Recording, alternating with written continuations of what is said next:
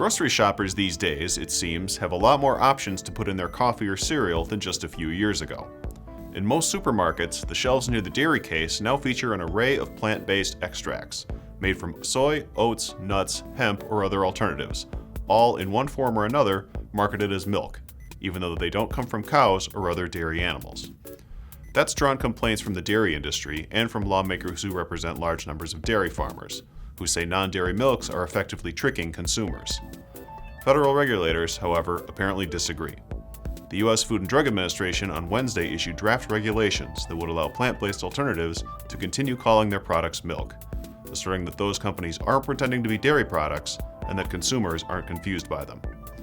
The rules instead call on companies to clearly identify the plant used in its products, such as oat milk or cashew milk, and according to the Associated Press, would seek voluntary extra nutrition labels that reflect any lower levels of nutrients than those present in dairy milk.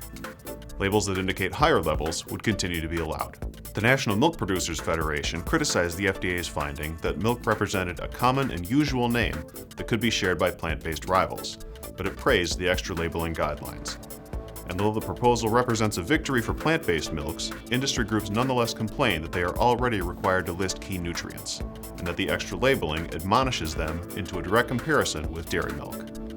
The FDA rules, meanwhile, might not necessarily be the end of the matter. The AP notes that lawmakers have previously sought to pass legislation that would require the FDA to define milk as the product of milking one or more healthy cows, measures that could take on greater urgency if the agency codifies plant-based milk in federal statute. I'm Andy Zoll. This is IAN Now.